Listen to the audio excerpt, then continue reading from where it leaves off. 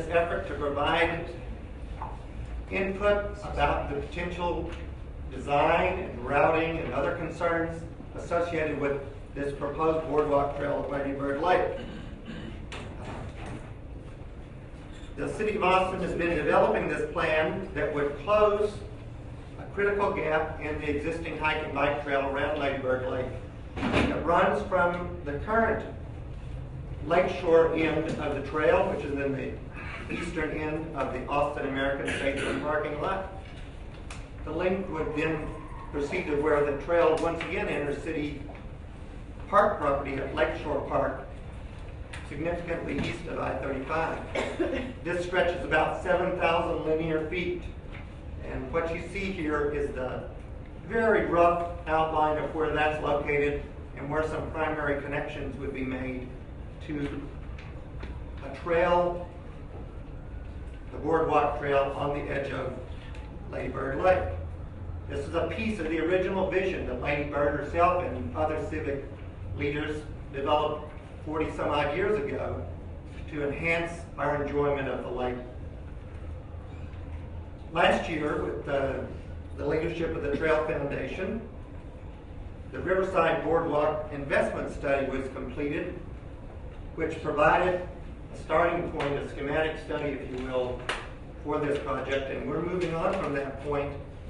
The City Council has authorized funding both for this preliminary concept design and for the full design of this project.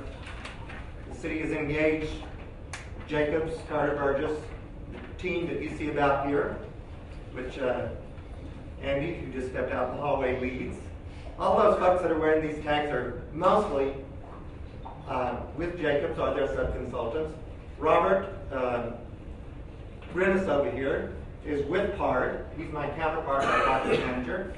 And I'm David Taylor. I'm the project manager from the City Public Works Department, which is the part of the city that typically builds bigger things here. Right now, as I said before, we're soliciting public input. Your comments about what you see here, what you'd like to see here, what you'd not like to see here. Those pieces of information, this is the final meeting in a series, will be gathered together and presented to a couple of meetings of the Park Board. The Park Board has a land and facilities subcommittee, and they'll be the first people that will kind of hear what we've summarized, I guess, next week. Is that right, Robert? And then that will be followed later in the month by an initial presentation of the design parameters that we kind of boil down out of all these comments to the full Parks Board. I think that meeting is the 28th. Thank you, Robert. Should have written that down more carefully. After that, the design team will proceed with those parameters and come up with a concept design, a routing, some of the basics of this process for approval again by the Park Board towards sometime in December. If that's all acceptable to the commissions and the city fathers, hopefully next spring we're going to proceed with a full design process and leading to some point where we would start possibly some initial phases of construction next summer. There's a lot of ifs in between here and there. Whenever we build in the waterways anywhere in this country, there are a lot of permitting and environmental issues that we have to go through carefully. We think we see a fairly clear and reasonably quick path through there, but if we run into troubles, it could take longer. So there's still a lot of challenges that we have to find out more detail about. In addition to this public input, Andy's team has been working very hard at gathering all kinds of technical stuff that goes in behind this, which we'll also be adding to the Parks Board considerations. So I ask you this evening, if you will, and in the future, to continue to provide us information. Those of you who've been here before know that we probably have around here little markers. We want you to mark on these boards with your comments. If you don't feel comfortable marking on those, at least let Aaron show you where you can fill out one of our survey forms and provide comments. And also, if you take it home with you, you'll see my email address is down there. We're happy to take your emails and pile them in with 1,000 other ones we already have. I assure you we look at all of them. We try to put those comments into some order so that we can use that information. Feel free to ask questions, talk with people here. We're not here necessarily to give you all the answers, but we can certainly discuss with you the kinds of alternatives that these professionals normally look at when they're going through this. And as we go forward in this process, either through my email or through the website, there will be continued opportunities to comment about this stuff as it gets developed. And as we do get pieces that have passed some review and the Parks Board finds them acceptable, we'll be posting those up on the website and providing more opportunity for people to continue to see our progress. So, thank you again for coming out this evening. You know, all of us that are here are more than happy to talk with you and listen, and we appreciate your coming out and taking the time to be involved in the city's development of the Boardwalk Trail at Lake Fairplay.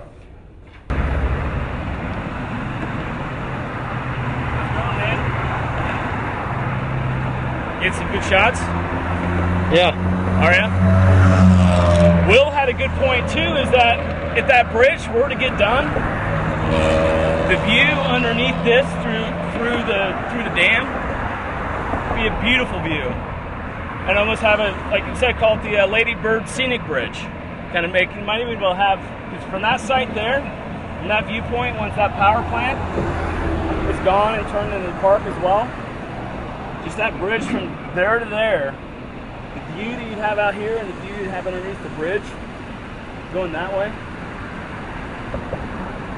pretty sweet. And you can see the points, you know, right there, from there to there. We'll show it later on down to the ground. And then not only that, but that bridge is one way too.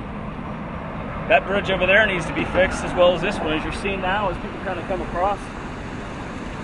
This is a, well, not only that, but look.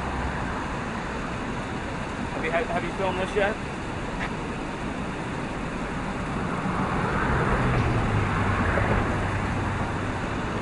Okay. Just how low this railing is, and I mean, I'm scared shitless just looking over. From here to here. This is pretty scary. Someone's going to get hurt if this is not fixed. And you see, you can't expand it. I'm kind of a little bit scared to death, and someone's going to die.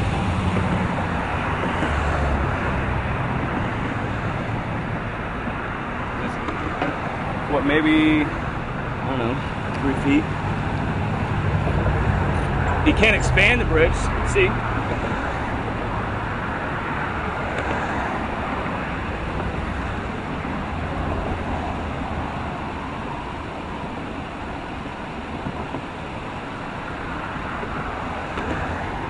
You have a nice, off that bridge, Will made a good suggestion down there. You can kind of make that a focal point down there.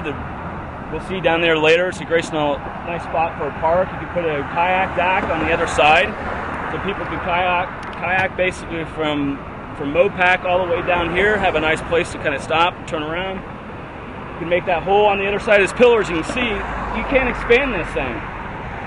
It needs to be expanded, and you can't do it without spending a lot of money. You can't go through these things. You can see right there, you got people right now trying to get across. You can't get 2 bikes across at the same time. Everyone has to get off. When you kind of end up closing that gap, you don't know what kind of volume traffic you're going to get on this thing. This part is going to be a big bottleneck, and you're going to hear her complain about and wonder why people didn't design this thing a heck of a lot better.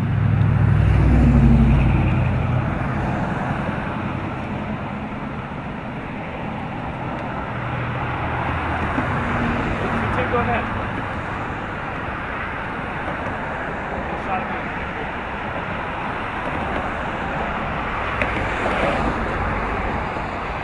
How you doing, sir? See, there's no way. One bike, maybe one runner. One bike, one runner, that's it. And we've been on this bridge for about, what, 30 minutes? And how many people have come across this thing already? And when that gap gets closed, you're gonna have thousands of people come across this point every day. And they're gonna be frustrated every single time they come across that.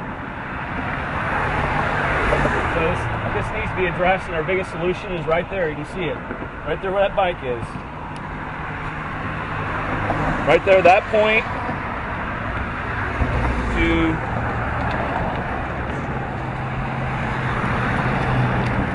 that point right there. Where those people are right there. Because you see that bridge right there, that's one way too. Hopefully when this guy comes down and came out around there, he'll be crossing there sometime soon if he's going up, doing the loop. And that's pretty much a one-way bridge too, so you're gonna have the same issue. So by building this bridge here to there, you knock out two bottleneck issues in the same, and you make the trail a heck of a lot more efficient. You're rounding out, see there it goes, it goes across, that's the same guy.